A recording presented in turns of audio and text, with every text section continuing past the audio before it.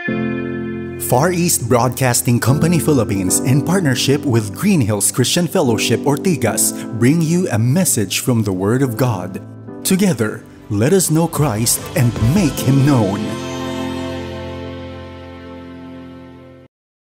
Mga kapatid, buksan po natin ang ating mga banal na kasulatan sa Aklat ng Hebrews, sa chapter 13. Babasahin po natin sabay-sabay ang ating teksto sa hapong ito. Hebrews chapter 13. Una po ay verses 7 to 9, tapos verses 17 to 19. Hebrews 13, verses 7 to 9, and then 17 to 19. Tayo po tumayo sa ating pagbasa ng salita ng Diyos. Basahin po natin. Remember your leaders, those who spoke to you the word of God. Consider the outcome of their way of life and imitate their faith. Jesus Christ is the same yesterday and today and forever. Do not be led away by diverse and strange teachings, for it is good for the heart to be strengthened by grace, not by foods which have not benefited those devoted to them. Verse 17, obey your leaders and submit to them, for they are keeping watch over your souls, as those who will have to give an account. Let them do this with joy and not with groaning, for that would be of no advantage to you. Pray for us, for we are sure that we have a clear conscience, desiring to act honorably in all things. I urge you the more earnestly to do this in order that I may be restored to you the sooner. Pagpalain nawa ng Panginoon ang kanyang banal at walang bahid na salita. Maaari na po kayong umupo. Gusto niyo po makita yung sermon guide sa inyong phone, meron pong lalabas na mga QR code, manaka-naka sa ating screen, lalo na yung mga online. Kung gusto niyo pong sundin yung sermon sa sermon guide, lalabas po maya-maya at manaka-naka yung QR code. At pwede niyo pong kunan yon at madadownload niyo po sa inyong telepono ang ating sermon guide. Tayo po ay nagpapatuloy sa ating mga mensahe sa Aklat ng Hebreo na tungkol sa kadakilaan o kahigitan ni Kristo at ng Kristyanismo.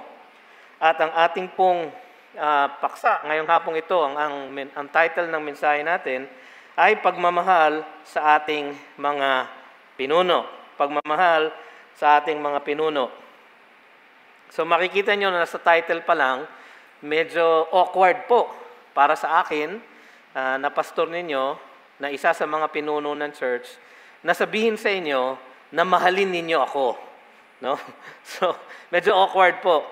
Sana nga po ay naisip namin Pastor Larry na para sa linggong ito ay nag-imbita sana ng ibang speaker. Pero nandito na tayo. So, yun po kasi ang tema ng ating mensahe. Mahalin ninyo ang inyong mga pinuno. Nung last time po natin sa Hebrews, sa chapter 13, verses 1 to 6, natutunan natin ang pag-ibig, ang tagubilin ng may akda ng Hebreo na ibigin natin o magmahal tayo sa isa't isa. Loving the brothers continually, yung pagpapatuloy ng ating pag-ibig sa ating mga kapwa at sa ating mga kapatid sa pananampalataya. Pagmamahal kahit sa mga estranghero, no? Through hospitality, yung po ang isang pinagbilin. Pagmamahal at pagmiministro sa mga nakakulong. Dahil nasabi natin nung last time na marahil po yung mga ibang miyembro ng church na ito na sinusulatan ng may akda ay may mga miyembro na under persecution, kaya naman sila ay nakakulong. At hindi lang dahil doon, ngunit ang lahat ng mga mistreated ay itinagubili ng may akda na ating mahalin at ating paglingkuran. Tapos napag-aralan din natin na dapat nating mahalin higit sa lahat ang ating mga kabiyak, ang ating spouses, na dapat natin silang mahalin ng may katapatan sa kanila. At huli sa lahat, natutunan natin na ang ating hindi dapat mahalin ay ang salapi at ang kamunduhan. Hindi dapat mahalin ang kahit na anong bagay na nasa mundong ito, bagaman ang mga bagay na ito ay binigay ng Diyos para sa ating gamit at sa ating kapakanan. Hindi natin dapat sila mahalin, kundi sapagkat ang ating Panginoon ay tapat at nariyan palagi at hindi tayo iiwan. Yung ating pong pag-aaralan sa araw na ito ay nagpapatuloy dito sa tema ng pagmamahal. Ang isang makasalanan na pinakitaan ng Diyos ng kanyang pag-ibig at iniligtas ay dapat magmahal at umibig sa kanyang kapwa. So yun ang tema ng ating pinag-aaralan at nagpapatuloy ito sa ating tema o sa ating teksto sa hapong ito. Makikita natin sa 1 Thessalonians chapter 5. 1 Thessalonians chapter 5, may maganda pong verse doon. Verse 12 and 13. No, ganito pong wika. We ask you, brothers, to respect those who labor among you and are over you in the Lord, and admonish you, and to esteem them very highly in love, because of their work. Be at peace among yourselves. Dahil po sa pagtawag ng Panginoon sa mga taong kanyang itinaguyod na mamuno sa ating iglesia, dapat daw natin silang pakitaan ng ating pagmamahal at ng ating pagpapasakop. So makikita natin sa verses 7 to 9 ngayon na kailangan natin silang maalala. Sa verse 17 na kailangan natin tayong sumunod at magpasakop sa kanila. At tapos sa verses 17 to 19 na dapat natin silang idalangin. So, alalahanin, sundin, at idalangin. Yun po ang 3 punto ng mensahe ngayong hapong ito. Kung kayo po inaantok, maaari na po kayo matulog. Gigisingin ko na lang po kayo mamaya pagtapos na po. No? Iiksiyan po natin ngayon ang ating mensahe na pagsabihan na po ako ng ilan na masyado daw po ako mahaba mag-sermon. No? Pasensya na po kayo. Sa akin po kasing pag-aaral, kung minsan, ang dami kong naisisiksik doon sa aking notes at kung minsan natitempt ako na sabihin lahat. No? Kasi nakakabusog po pag nag-aaral kayo ng salita ng Diyos. At makikita nyo naman sa aking pangangatawan, ako po ay busog na. No? Kaya gusto ko sanang ibahagi ng konti ang aking mga napapag-aralan sa inyo. Pero gayon pa man, hindi po din dapat masyadong mahaba, sabi nga ng iba. So ako po ay napagsabihan na, so sorry po dun sa mga nahabahan, matulog na lang po kayo pag masyado ng mahaba, at gigisingin na lang namin kayo pag tapos na. Okay. So, providentially po ang ating mensahe sa hapong ito ay naka-align din po sa ating serye sa Ephesians. No? Hindi po kayo dapat magulat kung bakit nangyayari yon, sapagkat ang sumulat po ng Ephesians at ang sumulat ng Hebrews, hindi po parehong tao. Although merong mga nagsasabi na si Pablo din po ang sumulat ng Hebrews, hindi po confirmed yon.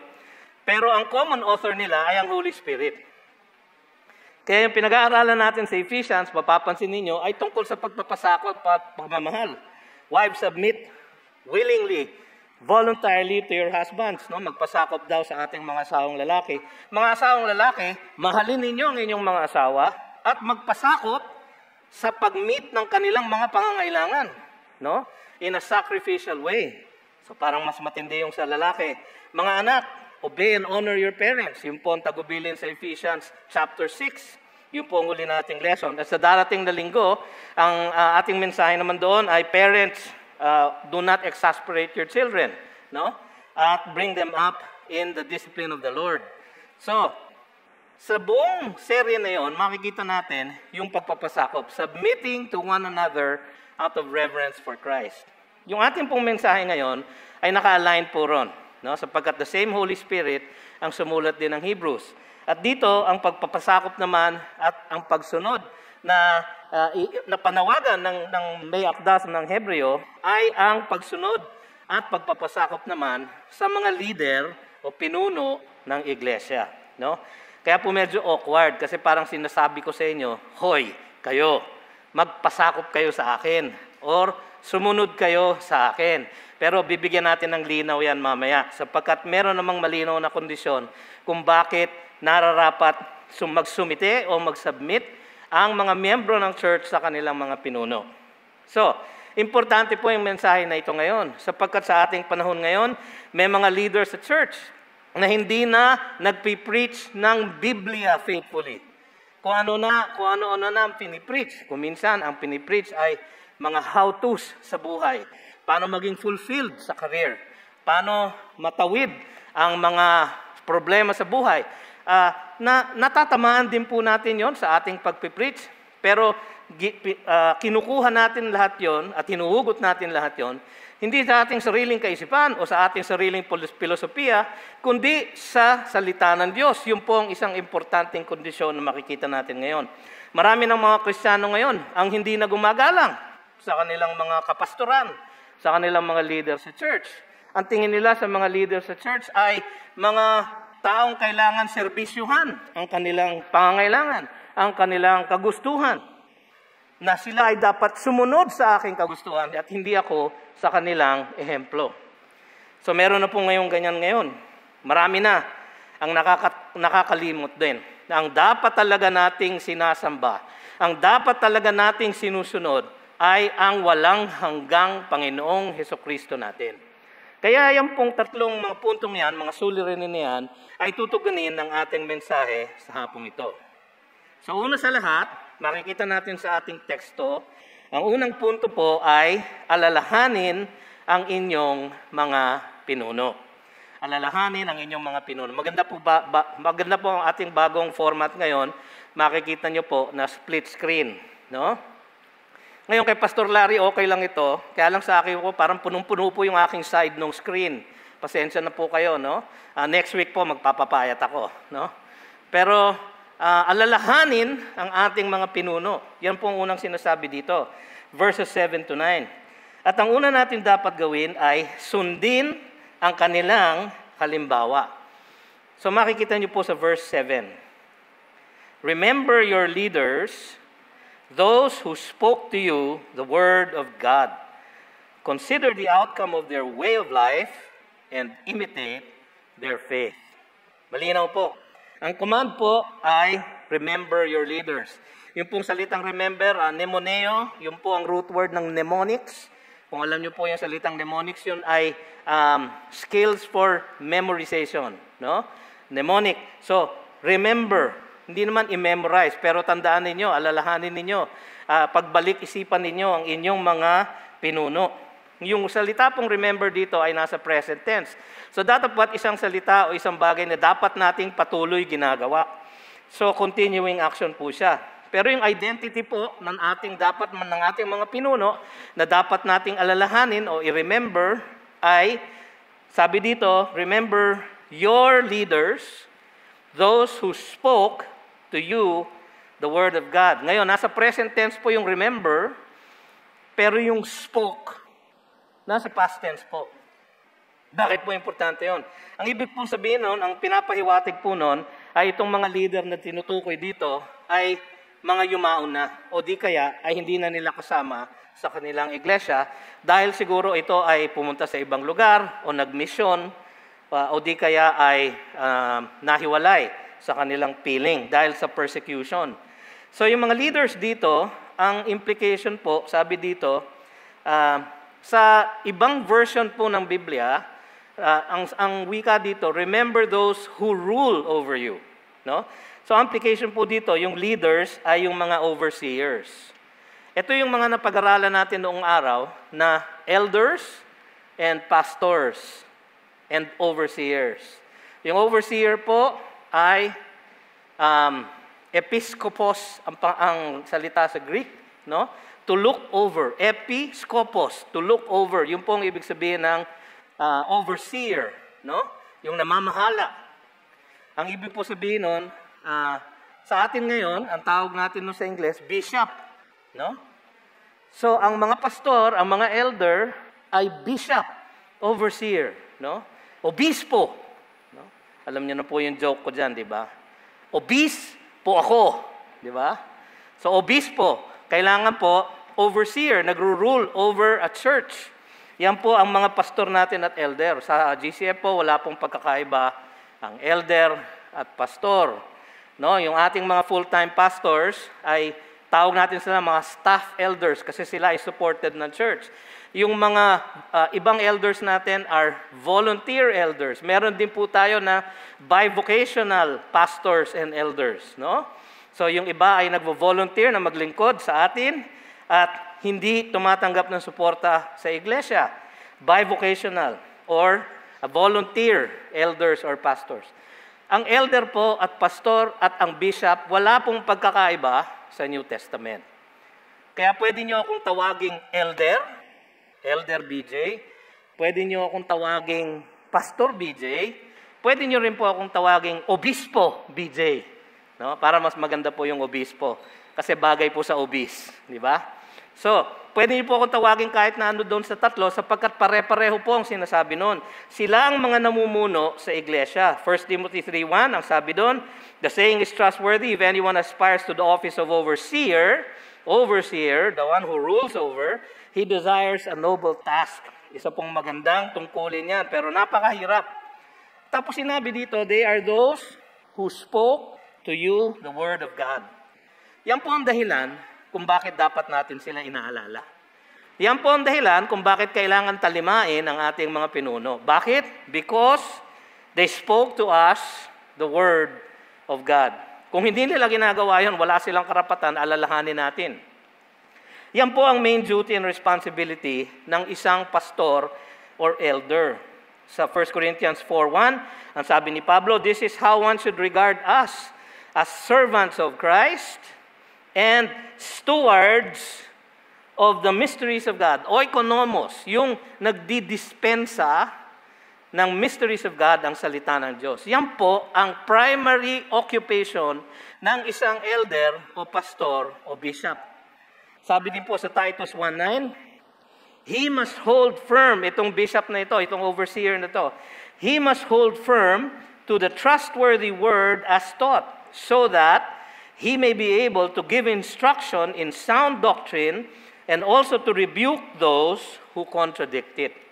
So napaka-importante po ng pagpipreach ng tama ng salita ng Diyos sa duty ng isang pinuno, ng isang pastor.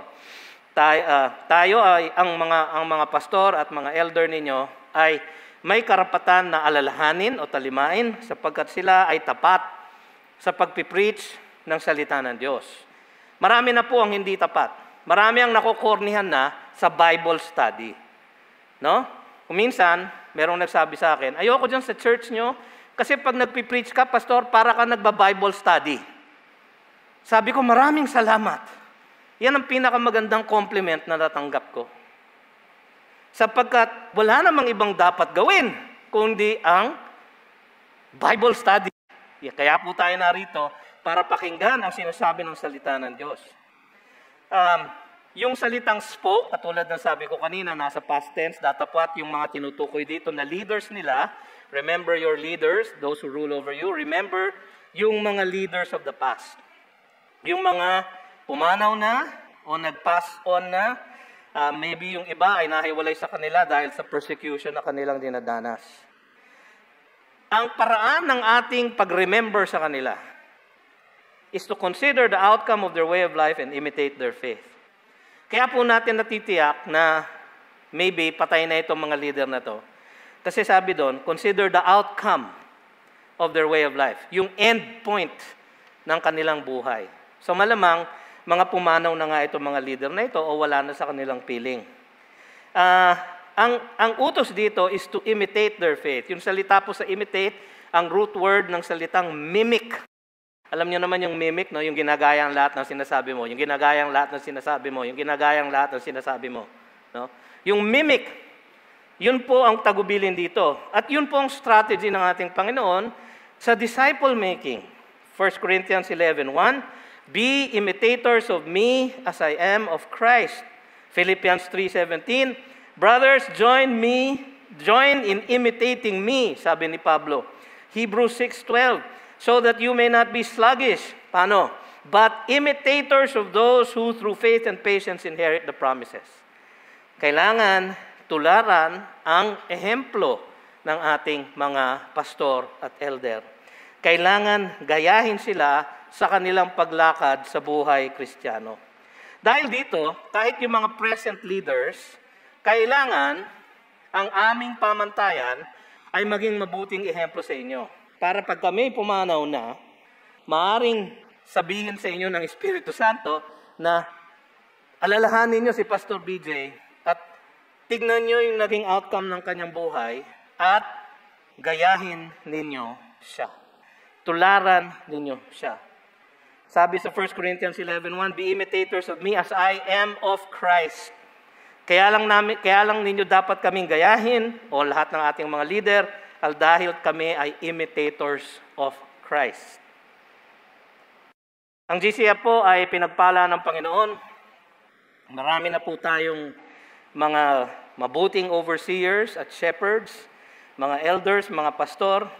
Na yung iba, hindi na natin kapiling. Yung ating founding pastor, ang ating founding shepherd, si Pastor David Yont, ay buhay pa, ngunit siya po hindi maganda ang kanyang kalalagayan ngayon, at siya ay nasa Amerika na at retired na.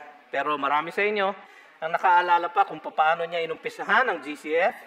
Siya at ang kanyang mabuting asawa na si PJ Yont ay talaga nag-ibayo ng kanilang pagmamahal sa bawat isa sa atin, sa kanilang pag-share ng gospel sa atin. Sila ang nagturo sa atin na palaging mag-share ng gospel sa iba. Yung maikling panahon na nakikwentro ko si Pastor Yont, no, habang siya ay narito noon transition ng mga pastor, ay tuwing siya ay nakikita ko, ang unang-una niyang sasabihin sa akin, have you shared the gospel with someone today? Ganyan po si Pastor David Yont. At of course, ang isang inumpisahan niyang tradisyon natin ay ang pag-aaral ng salita ng Diyos at ang preaching na completely biblical.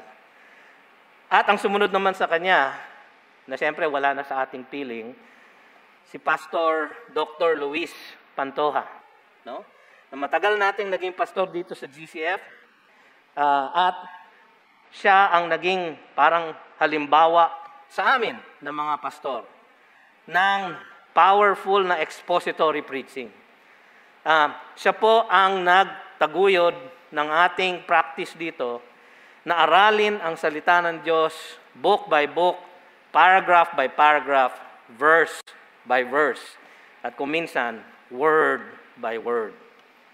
Siya po ang nagturo sa atin yan. Siya nagpakita ng ehemplo ng ganyang klaseng katapatan. Naalala ko po, nung una po akong sumali sa GCF, ay hiningi niyan, tumulong ako sa pagpipreach. Ang series noon ay, Let's Get Our Acts Together. Naalala ng iba sa inyo yan, ano? Nung ating series sa Book of Acts. Tapos nagkaroon tayo ng series ng The Just Do It sa Book of James, no? So, meron po tayong mga ganon dahil yan po ang ipinamana sa atin at ipinakita ni Pastor Luis. Kaya dapat natin silang inaalala. Dapat natin silang palaging binibigyan ng parangal. Sapagkat sa ating pag-aalala sa kanila, naaalala natin ang kanilang pagmamahal sa salita ng Diyos.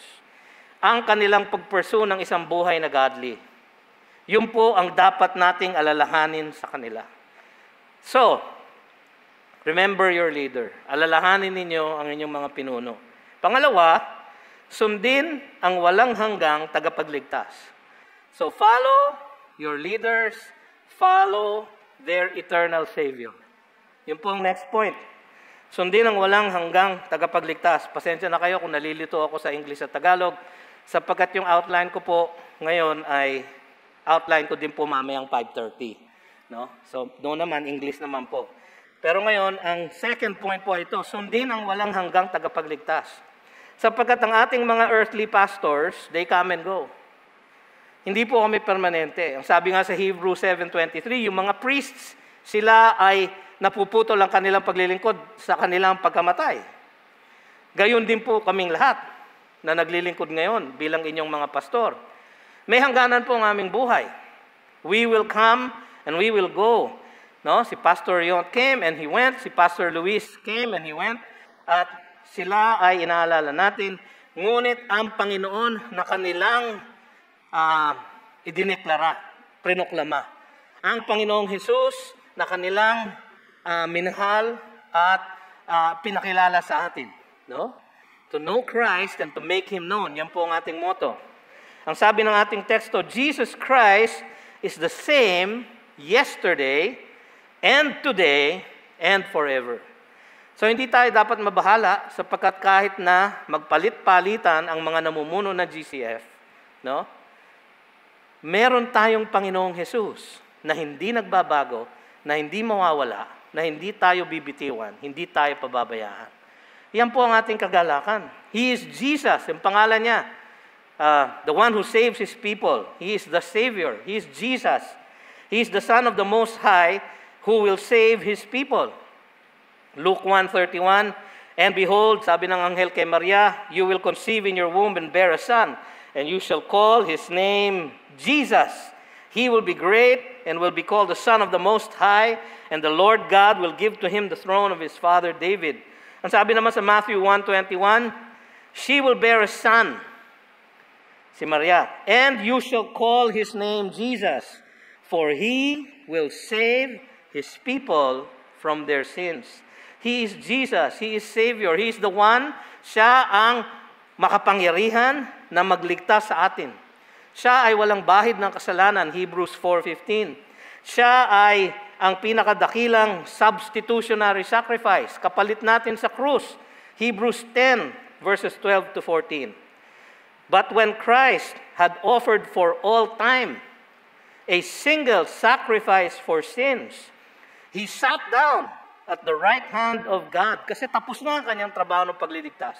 He sat down, waiting from that time until his enemies should be made a footstool for his feet. For by a single offering, he has perfected for all time those who are being sanctified. Si Jesus po is our Savior. That's His name. Siya din po yung suffering servant na hinula ayon kay Isaiah chapter 53, verses 10 to 11. Yet it was the will of the Lord to crush him. Alam niyo ba na ang krus ay kagustuhan ng Ama? It is the will of the Lord to crush him, and He has put him to grief. When his soul makes an offering for guilt, he shall see his offspring, he shall prolong his days, the will of the Lord shall prosper in his hand.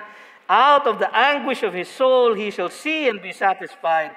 By his knowledge shall the righteous one, my servant, make many to be accounted righteous, and he shall bear their iniquities. Siya po ay inulan, magmula pa ng umpisa, siya ay dumating na Jesus, siya ang ating tagapagligtas. Siya din po ay Kristo, He is the Christ, ang chosen one ng Panginoon, ang pinili ng Diyos. Siya ay Panginoon at Kristo. Acts 2:36, let all the house of Israel therefore know for certain that God has made Him both Lord and Christ, this Jesus whom you crucified. Sabi ni Pedro dun sa kanyang Pentecost Day speech. He is Lord of all. Sabi ng Philippians 2:9 to 11. Therefore God has highly exalted Him and bestowed on Him the name that is above every name, so that at the name of Jesus every knee should bow in heaven and on earth and under the earth, and every tongue confess that Jesus Christ is Lord, to the glory of God the Father. He is not just Savior, hindi lang siya tagapagligtas, siya ay Panginoon. Marami ang nagsasabi, tinanggap ko na si Jesus bilang tagapagligtas. Pero hindi sumusunod sa kanyang kalooban. Hindi sumusunod sa kanyang kautusan. So tinanggap nila bilang tagapagligtas, pero hindi bilang Panginoon. Hindi po pwedeng hatiin yon, sapagkat siya ay tagapagligtas dahil siya ay Panginoon. Hindi niyo pwedeng hiwalayin. Ay gusto kong maligtas sa impyerno, pero ayokong maligtas sa aking kasalanan. Ay hindi po pwede, kapatid. Tayo po ay makasalanan at siya ay dumating upang tayo'y iligtas mula sa ating kasalanan. At sa ganong paraan, tayo'y makaiwas sa kaparusahan. Yung iba, ang gusto lang nila, iwas parusa. Pero ang buhay Kristiyano po ay pagsunod sa Kanya bilang Panginoon. Siya ay tagapagligtas, siya ang Kristo. At ang sabi dito, He is the same. He is the same. Yan po ang term na ginagamit ng mga matatanda noon na kanilang description para sa the one true God. Yung kanilang mga deities, yung kanilang mga gods, ang kanilang description sa kanila is they are the same, they are unchanging. Pero sabi sa Psalm 102:27, but you are the same, and your years have no end. Ganyan po ang ating Panginoon. Sa Hebrews 1:12, napag-aralan na po natin ito. Like a robe, you will roll them up. Like a garment, they will be changed. But you are the same, and your years will have no end. Ang sabi dito, He is the same yesterday, and today, and forever. Sinulat ni Moises, isang salmo, isa lang po ang sinulat niyang salmo, Psalm 90. Ang sabi niya doon, Lord, you have been our dwelling place in all generations. Sa lahat ng aming salinlahi, ikaw ang aming pinananahanan. Bakit? Before the mountains were brought forth, or ever you had formed the earth and the world, from everlasting to everlasting, you are God. Tapos ang sabi ni Kristo sa John 1:1, in the beginning was the Word, and the Word was with God, and the Word was God. Si Kristo po ay Diyos. Siya po ay walang hanggan. Sabi sa Revelations 1:8, napakaganda po, I am the Alpha and Omega. Ang Alpha po ang first letter sa Greek alphabet. Ang Omega po ang last letter. I am the Alpha and the Omega, says the Lord God, who is, and who was, and who is to come, the Almighty. He is the same yesterday, today, and forever. Hindi po nagbabago ang ating Panginoon. Yan po ang encouragement ng may akda ng Hebreo sa kanyang mga tagabasa ng ating Panginoon. Ang Panginoon na pinoproklama ng kanilang mga leader, ng kanilang mga pinuno, na kanilang inaalala ang salita ng Diyos na kanilang pinipreach. Ang punto ng lahat ng yon ay ang ating unchanging, immutable, everlasting na Savior. Kaya naman po, sabi ng may akda, naalala nyo last time, sa Hebrews 13:5-6, keep your life free from the love of money and be content with what you have. Bakit? For He has said, I will never leave you nor forsake you. So we can confidently say, the Lord is my helper, I will not fear, what can man do to me? Oo nga naman, kung hindi nagbabago ang ating Panginoong Hesus, ano ang ating ikababagabag? Sabi niya, hindi ako nagbabago, palagi akong tapat, nandyan ako palagi, hindi kita iiwan. Hindi tayo dapat mabagabag. Yan po ang encouragement niya. Pangatlo, so follow your leader, follow your Lord. Pangatlo, do not follow false teachers. Merong do not dito. Do not be led away by diverse and strange teachings, for it is good for the heart to be strengthened by grace, not by foods which have not benefited those devoted to them. Dahil ang Panginoon ay siya ngang walang hanggan at hindi nagbabago, hindi tayo dapat ma-mislead. Hindi tayo dapat ma-deceive ng mga ibang katuruan na hindi consistent sa kanyang walang hanggan at hindi nagbabagong pagkatao. Dahil walang hanggan at hindi nagbabago ang ating Panginoon, ang gospel niya po hindi nagbabago. Kaya nga sabi ni Pablo, if there is anyone, even an angel, who preaches to you a gospel that is different from what we preach to you, let him be accursed, anathema. No? Pag meron pong nagsabi sa inyo, uy, may bago akong nakita, may bago akong theology, malamang po, hindi po tama yun. Sapagkat, wala naman pong bago. Kung ang ating basehan ay ang hindi nagbabago na salita ng Diyos, na siyang tinutukoy ng may akda dito, na dapat nating inaalala, kung ito ay hindi nagbabago, walang bagong theology. Pero merong mga nagtuturo na ang salvation daw is by following the law. Kahit nung panahon ni Pablo, sabi niya kay Timothy, 1 Timothy chapter 1 verse 3.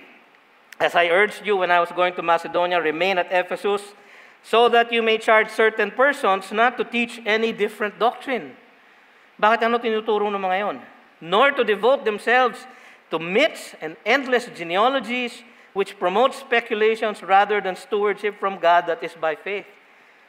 Pinag-iinitan nila yung mga genealogies sa Genesis at gumagawa sila ng iba't ibang kwento tungkol doon, na wala naman sa Biblia. The aim of our charge is love that issues from a pure heart and a good conscience and a sincere faith. Yun po ang basihan ng lahat. Ang sabi sa 1 Timothy chapter 1 verses 6-8, warning po sa atin ito, certain persons by swerving from these have wandered away into vain discussion, desiring to be teachers of the law, without understanding either what they are saying or the things about which they make confident assertions. May mga nagtuturo ng legalismo. Pero ang sabi ni Pablo kay Timothy sa verse 8, now we know that the law is good if one uses it lawfully. Ang law po ay para makonvict tayo sa ating pagiging makasalanan. Pero ang dapat punto ng lahat ay dapat ang sound doctrine ay in accordance with the gospel of the glory of the blessed God with which I have been entrusted, sabi ni Paul. Hindi nagbabago yung in-entrust sa kanya. Hindi nagbabago ang gospel of salvation by grace through faith. Pag merong lumapit sa inyo at sinabing, hindi, kailangan yung dagdagan yan. Mali po. Meron pong nagtuturo na ang godliness ay parang kailangan maging ascetic kayo. Kailangan meron kayong hindi kainin o hindi gawin. No? Sinabi na ni Pablo yan. 1 Timothy 4, 1-3. Now the Spirit expressly says that in later times, ngayon na yun, some will depart from the faith. Paano? By devoting themselves to deceitful spirits and teachings of demons. Through the insincerity of liars whose consciences are seared. Wala nang pakiramdam. Who forbid marriage and require abstinence from foods that God created to be received with thanksgiving by those who believe and know the truth. Meron mga nagtuturong ganyan na kailangan magpakagutom. No? Ako po, kahit na ano po, ay hindi ko po pwedeng tanggapin yung ganong klaseng theology, yung magpakagutom. No? Okay po yung fasting. Lalo po kung tama ang inyong mindset about fasting. Ang fasting po ay isinasantabi ninyo ang pagkain na pagkain sapagkat kayo ay merong inilalapit sa Panginoon o merong pinag-aaralan sa Kanyang salita. So merong mga panahon ho, maniwala kayo't hindi, kung minsan nakakalimutan ko kumain. Dahil meron po akong sinusundang train of thought sa Biblia at hindi ko po maputol. Okay po yung ganon, pero hindi natin kailangan maging legalistic para tayo maligtas. Sabi sa Colossians 2, verses 16-19, ay ganire. Therefore, let no one pass judgment on you in questions of food and drink, or with regard to a festival, or a new moon, or a Sabbath. These are a shadow of the things to come. But the substance belongs to Christ. Salvation by grace through faith in Christ. Let no one disqualify you, insisting on asceticism and worship of angels, kasi may mga nagtuturong ganon. Going on in detail about visions, puffed up without reason by a sensuous mind, and not holding fast to the head, si Kristo Jesus, from whom the whole body nourished and knit together through its joints and ligaments grows with a growth that is from God. Grace po ang kwento ng isang Kristiyano. Hindi po works. Pero meron pa rin pong mga nagliligaw sa iba na nagsasabing kailangan dagdagan ng works. No? At meron mga iba na ebangheliko daw, no? Na nagsasabing kung wala kayong ganito, wala kayong ganyan, kung kayo ay nagsisimba na ang hati ng buhok nyo ay nasa kaliwa at hindi sa kanan, at hindi kayo nagkukurbata o nag-Amerikana, baka hindi kayo tanggapin sa langit. Mga kapatid, wala pong ganun sa Biblia. So ang ating Panginoon hindi nagbabago, ang kanyang gospel hindi nagbabago, huwag kayong magpalinlang. Sa mga nagsasabing, hindi, meron ng bago. Kasi wala po. It is only by the grace of God that we are saved. Ephesians 2:8-9. Tapos ang sabi sa Acts 20:32, and now I commend you to God and to the word of His grace, which is able to build you up. Grace is able to build you up and to give you the inheritance among those who are sanctified. So we are saved by grace. Tayo po ay nililigtas by grace. Tayo po ay sinasanctify at nagiging at lumalagaw ang ating pananampalataya also by grace.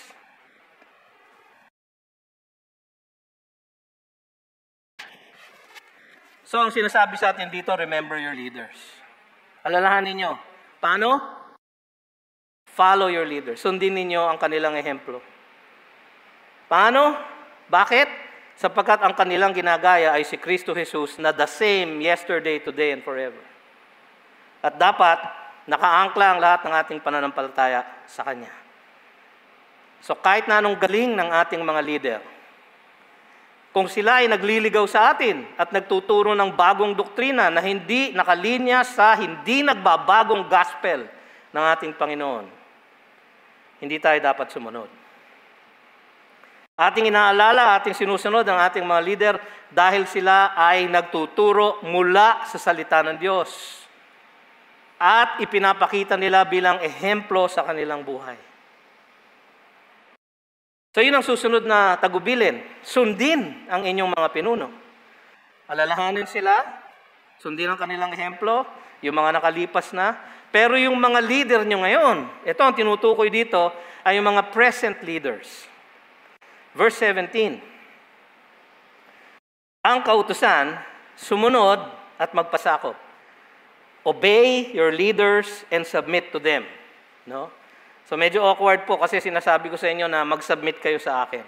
Pero yung po ang sinasabi ng teksto. Ang ibig sabihin, yung salita pong obey, nakakatuwa po yung salitang obey dito. Obey dahil kayo ay na-persuade ng inyong leader mula sa salita ng Diyos. Yun po yung tema ng obey dito. Iba yung salita. Naalala nyo dun sa Ephesians 6:1, yung children obey your parents, hupakuo, no? Isang obedience na mandatory. Dito po hindi. Isang obedience na nagmumula dahil kayo ay na-persuade ng pagtuturo ng salita ng Diyos. Yung submit dito is to yield to authority and admonition. May persuasion pa rin. So obey and submit, no? Dahil ang inyong mga pinuno ay merong otoridad na ibinigay sa kanila ni Kristo Jesus na maging servant leaders ng ating iglesia. So ayaw man natin o gusto, kung hindi man natin type ang isang leader ng church, kailangan nating magpasakop sa kanya, hindi dahil siya ay magaling, hindi dahil siya ay palaging tama, kundi dahil tayo nagpapasakop out of reverence for Christ. Nakuha nyo? Nagmumula yun dun sa prinsipyong yun. Tayong lahat ay under the control of the Holy Spirit at tayong lahat submitting to one another. Bakit? Out of reverence for Christ. Ganon din po ang attitude ng submission and obedience sa leaders. Merong dahilan. So ang utos, obey and submit. May dahilan. Ang dahilan nasa verse 17 pa rin. Ang sabi doon, for they are keeping watch over your souls as those who will have to give an account. Mga kapatid, mabigat po ito. Bilang mga pastor ng mga tupa ng Panginoon, yan po ang duty ng isang elder, overseer, o pastor. Saan natin makikita yun? 1 Peter chapter 5, verses 1 to 3. Ang sabi doon ni Pedro, so I exhort the elders among you. So ang kausap niya, elders. As a fellow elder.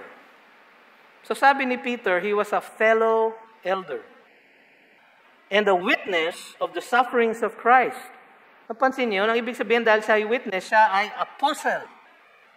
Pero itong apostol na ito, ang sabi niya, I am a fellow elder. Sapagkat ang concept po ng eldership sa Biblia is a plurality of elders. Hindi po nagre-reside sa isang elder lang o isang pastor lang ang pamumuno sa church. Wala pong ganun. Kaya po sa GCF, ang buong kapumunuan ng ating church ay ang plurality ng ating elders. Elders, plural. Kaya palagi pong nananalangin sabay-sabay ang mga elders, ang anyong mga shepherds. Nakakatuwa po dahil itong mga last few na Board of Elders meeting na na-attendan ko. Magugulat po kayo, ibang-iba na po ang ating BOE. Usually po, mga 2.5 oras ang meeting namin. 1.5 oras doon mahigit ay ibinubuhos namin sa pananalangin lamang. Lamang? Sabihin ng iba. Hindi nga ho tama na sabihin lamang. Ibinubuhos sa pananalangin para sa lahat sa inyo. Bakit?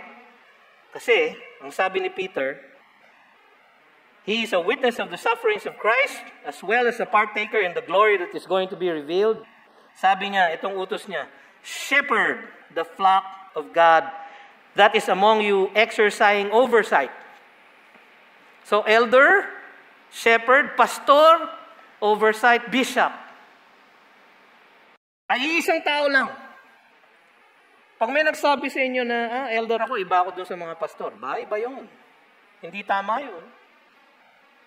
Ay, pastor ako, hindi ako elder. Excuse me. No? Mali yun. Kailangan po itumpak yun. Sapagkat iisa lang po yun. Shepherd the flock of God that is among you, exercising oversight. Not under compulsion, hindi napipilitan, but willingly, as God would have you. Not for shameful gain, hindi pineperahan, but eagerly. Not domineering. Hindi puro utos. Hindi po ganun ang elder. No? Hindi po ganun ang headship sa Biblia.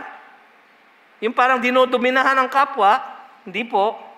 Not domineering over those in your charge, but being examples to the flock. Alam nyo, sa Israel, pag nakakita po kayo ng shepherd sa sheep, ang shepherd po, hindi po naglalakad sa likuran ng sheep at dinadrive yung sheep. Hindi po.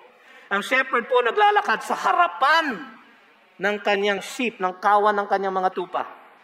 Sapagkat siya ang sinusundan ng mga tupa. Kung saan siya lalakad, doon sila lalakad. Kaya nga sa Psalm 23, di ba? Yung Psalm ng Good Shepherd. He leads me by the still waters. He leads me. Kasi ganun po ang shepherd. Nagbibigay ng tamang ehemplo para sa flock.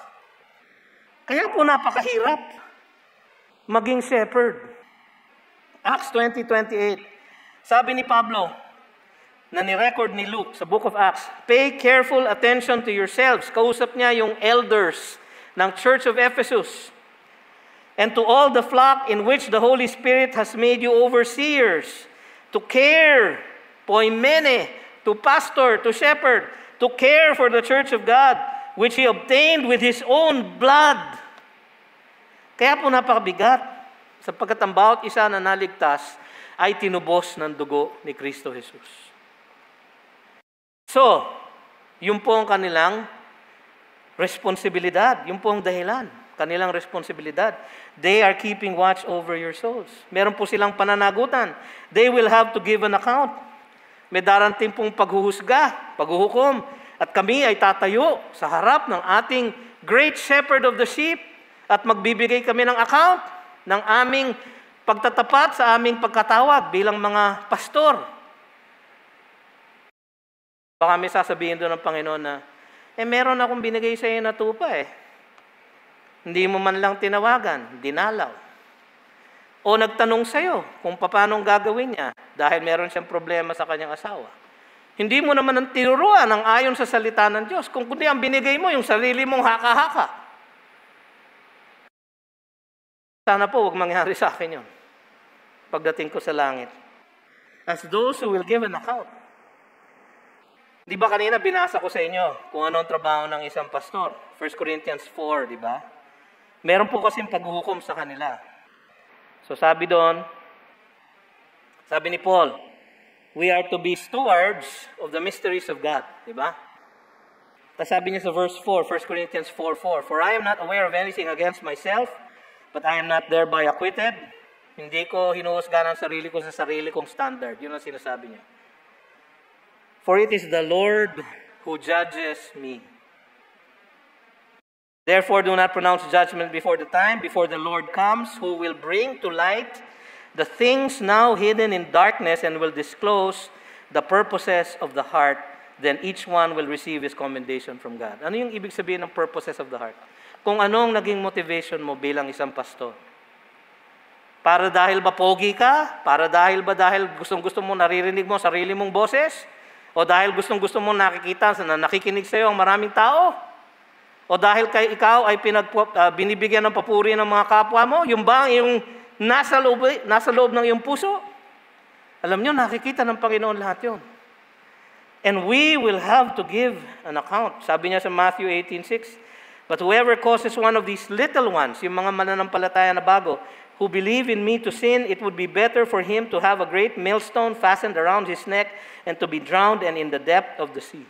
Magpakamatay ka na lang kung magpatisod ka ng mahina sa pananampalataya. Yun po ang aming responsibilidad. As faithful shepherds, sabi sa 1 Peter 5:4, meron pong araw na darating ang chief shepherd at siya ay magbibigay ng rewards. And when the chief shepherd appears, yung mga faithful shepherds na not domineering, who serve eagerly, not for shameful gain, yung mga shepherds na yun, you will receive the unfading crown of glory. Yun po ang aming motibasyon. Hindi po kayamanan, kundi yung masabihan kami ni Kristo, welcome home, my good and faithful servant. Lahat po ng inyong mga pastor ay merong ganyang accountability. Kaya, yun ang dahilan kung bakit kailangan sumunod at magpasakop. Meron pa. Ang paalala, kanilang kagalakan at inyong kabutihan. Yung pang isang dahilan kung bakit kailangan ninyong sumunod at magpasakop sa inyong mga leaders. No? Let them do this with joy and not with groaning, for that would be of no advantage to you. Ang joy ng isang pastor ay nakikita niyang lumalago ang kanyang mga pinagpapastoran. Yun po ang joy namin. Kasi sa Ephesians 4:13, yun po ang goal ng lahat ng preaching. Yun po ang goal ng lahat ng disciple making. Yun po ang goal ng lahat ng Bible study, na tayong lahat ay lumago at maging katulad ni Kristo.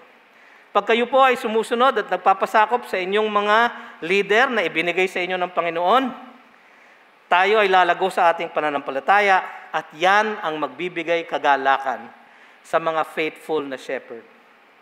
Pag kayo ay hindi sumunod at nagrebelde, hindi po mabuti sa inyo yan sapagkat ang inyong paglago ay hindi matutuloy. Kaya sabi niya, it is of no advantage to you. Kasi ang objective ng mga pastor dapat ay palaguin ang inyong pananampalataya hanggang kayo ay maging katulad ni Kristo. Kung hindi kayo magpapasakop sa kanila, hindi po mangyayari yun. Kung hindi po kayo makikinig sa salita ng Diyos na kanilang tinuturo, hindi po mangyayari yun. Kung hindi nyo po tutularan ang kanilang ehemplo, hindi po mangyayari yun. Kaya it is no advantage to you. Kaya kailangan sumunod at magpasakop. Out of reverence for Christ. Out of reverence for Christ. Huli sa lahat, ipanalangin ang inyong mga pinuno. Babasahin ko na lang po yung verses 18 and 19. Pray, ipanalangin ang mga tapat na lingkod. Sabi dito, pray for us, for we are sure that we have a clear conscience. Tapat sila. Desiring to act honorably in all things. Pag nagtatapat naman ang inyong mga pinuno, at hindi kayo pineperahan, at mabuti naman at ang ehemplo, at higit sa lahat, itinuturo ng tapat ang Biblia at ang salita ng Diyos, ipanalangin ninyo sila. Mga kapatid, ipanalangin niyo po ako. Araw-araw, linggo-linggo, kami ay nagle-labor sa salita ng Diyos. Mahirap po. Mahirap. Kailangan po namin ng panalangin ninyo sa tuwi-tuwi na. At sa tuwing kami naghahanda para sa mensahe, inaatake po kami ng Diablo. Tunay po ang atake ng Diablo. Masakit, mahirap, mabigat. Kailangan po namin ang panalangin ninyo. Kaya sabi niya dito, I urge you. Sabi niya, I urge you the more earnestly to do this in order that I may be restored to you the sooner. Marahil po itong may akda ay isang pastor doon sa church na yon ng mga Hebrews. At siya po ay nawalay sa kanila, kaya niya sinulat itong sulat na ito. Siguro dahil siya ay nawalay, dahil siya ay nakulong o na-persecute o pinalayas. Dahil sila po nga ay pinersecute bilang isang church. Siguro ganun po ang sitwasyon. Kaya sabi niya, I urge you the more earnestly to do this. To do what? To pray. Hindi yung padala niyo ako ng pera, padala niyo ako, dalawin niyo ako sa kulungan. Hindi. To pray. Yun po ang kailangan niya. Yun ang pinakahigit na kailangan ng isang pastor. Mga kapatid, sa ating pagwawakas, malinaw po ang sinasabi ng Diyos sa atin. Medyo self-serving po, nasabihin ko sa inyo, kung ano ang sinabi ng salita ng Diyos ngayong hapong ito. Sana nga, merong ibang speaker para sila magsabi sa inyo. Pero ito po ang sinabi ng salita ng Diyos. Mahalin ninyo ang inyong mga pinuno. O sige, didiretsuhin ko na. Mahalin ninyo ako. Pagkakitaan niyo ako ng pagmamahal. Paano? Alalahanin niyo kami. Una sa panalangin. Alalahanin ninyo ang salita ng Diyos na aming tinuturo. Sa isang sermon po, kami ni Pastor Larry siguro gumugugol kami ng hindi bababa sa mga 15 to 20 hours of study ng paghahanda. Hindi po ako nanunumbat. No? Pero sige, nanunumbat na po ako. Kaya pakinggan niyo po ang mensahe. No? Yun po ang pwede niyong gawin para mahalin kami. Pangalawa, sumunod po kayo sa aming ehemplo. Sumunod po kayo sa salita ng Diyos na aming pinipreach. Pangatlo, ipanalangin niyo po kami. At siguro pang-apat, kung kami ay accountable sa Panginoon, kami din po ay dapat accountable sa inyo. Unahin niyo po kami. Pwede pong magtuwid ng isang pastor. Ang mga pastor po hindi perpekto. Ang mga pastor po nagkakamali, nanghihina, nanlulumo, nahuhulog, nadadapa. Kayo po ang tutulong sa pagbangon sa amin. Nag-uumpisa po yon sa pananalangin, pagsunod, pagtalima sa amin. And to hold us accountable. Kung meron po kayong puna. Marami na nga pong puna sa akin, di ba? Ang haba naman ng sermon mo, pastor. Linggo-linggo na lang, yun po ang puna sa akin. Kaya po iniksyan ko po ngayon, mas maiksi sa 2 minutes. Napansin nyo? Ha? 2 minutes po. Tapos na ako eh. No? Bueno mga kapatid, yan po ang mensahe ng Diyos sa atin sa hapong ito. Mahalin ang ating mga pinuno. Alalahanin sila, sundin ang kanilang ehemplo. Sundin ang Panginoon na kanilang idinideklara. At ipanalangin sila. Tayo po ay manalangin. Panginoon, marami pong salamat sa inyong mensahe sa amin sa hapong ito. Kayo po ang magpasunod sa amin. Magbigay ng kalakasan sa amin para kami ay makasunod. Sa pangalan ni Jesus. Amen.